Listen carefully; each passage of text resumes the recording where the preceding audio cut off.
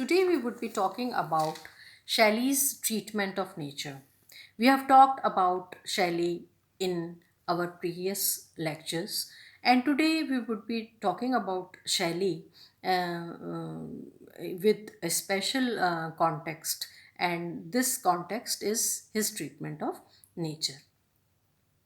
Now, as we all know, Shelley is a romantic poet, and his writing poems, which have abundance of nature imagery, and all these poems, most of his poems have nature imagery.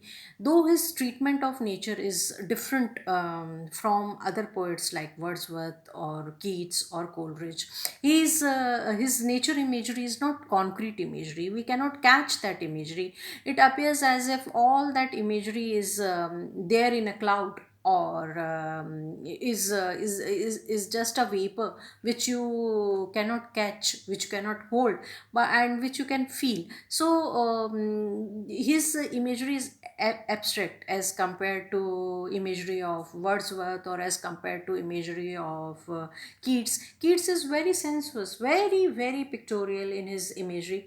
Shelley is also pictorial, but he is less sensuous. And when Wordsworth is painting nature as it comes, and then he wants to develop some extraterrestrial message from nature. Shelley's treatment of nature is not altogether simple, or he does not paints nature as it comes. He wants to somewhere give you an impression or image or painting of a nature which is different from others, which comes right from his heart, or which he has imagined, or which he has experienced in his own way. So his treatment of nature is very different from the treatment of nature by Wordsworth or by Keats. And then he I would not say that he does not worship nature as Wordsworth does. He also worships nature, but not in the way not in the way Wordsworth is worshipping nature. He thinks nature has the power to bring change. Nature has the qualities to bring change, and he wants to bring change for better. He wants this world to become a better place to live in. And Wordsworth is creating stories. He is creating stories from the eyes of a child, or from the eyes of a small farmer, a very ordinary farmer, or a reaper girl. But his stories are stories which are very normal, or which are everyday stories. Though his messages are not everyday messages, but Shelley's stories are myth making stories. He would personify an ocean, he would personify a storm, he would personify a forest, he would personify a tempest, he would personify various seas, or various natural aspects like moon or clouds and night. And then all these personified characters would be interwoven in a myth, and he would make a story, or he would create a myth out of these aspects, because he treats nature as which is as an aspect of universe, which has some super terrestrial powers which could bring about change. And then he loves to quote various changes in climate and weather. And then he would take you to Greek mythology and to enhance his nature imagery. He would call Greek gods for his assistance. Then he would talk of god of wine, or he would talk of various deities which are related to music. And he would ask all of them to empower him to write good poetry, and let his thoughts get scattered over universe, and let universe rise or awake in a different world which is better to live in.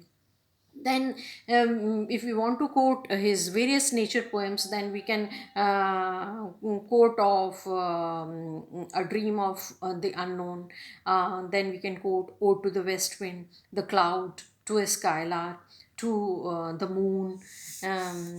Then we have we see that Shelley thinks nature has a healing power, and he is pantheistic, but his worship of nature or finding a spirit in nature is very different from Wordsworth. He would think that even seeds or even dry leaves, they can be carried back to life, or they could bring back a life through ode to the west wind, through the west wind.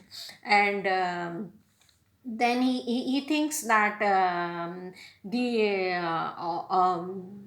that this universal spirit is an animated object. He is made one with nature. There is heard his voice in all her music, from the moon of thunder to the song of night's sweet bird.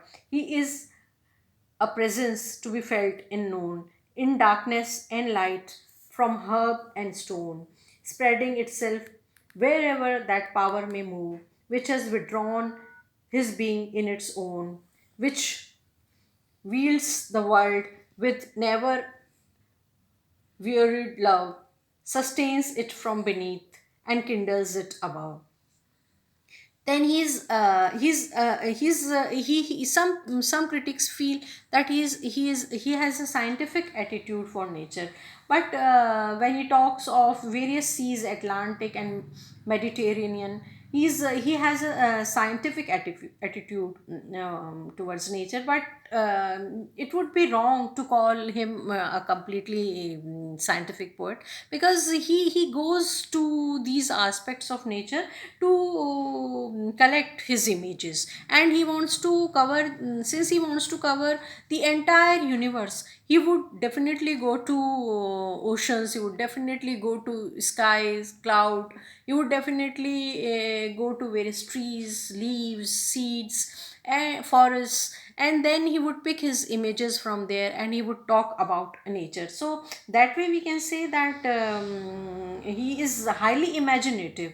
His image when he paints his images of nature, he is very imaginative. As he says that this is best seen in the following picture from the cloud, when he said, the orbed maiden with white fire laden, whom mortals call the moon, glides glimmering over my face like floor, by the midnight breezes strewn.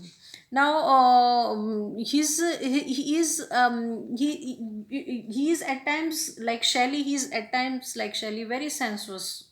But as I have already said, that he restrains himself from being very sensuous. He is criticized for being very individualistic or very personal, or talking about his pains. But he's criticized a lot about that. But somewhere that's his beauty. He is confessionalist, but at the same point of time his confessions are for public at large. He wants that things should improve, the world should improve, and nature should be the part, or the nature should be a tool to bring about improvement. Then we have images, aerial images in Skylar.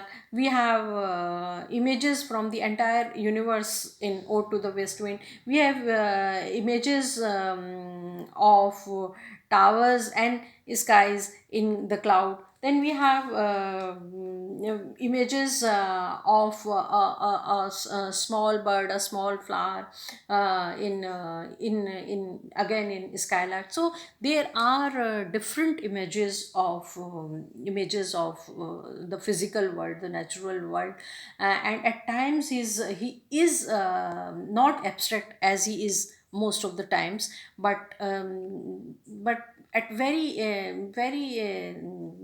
few instances we would find that he's concrete. He's most of the time he's very abstract. Thank you.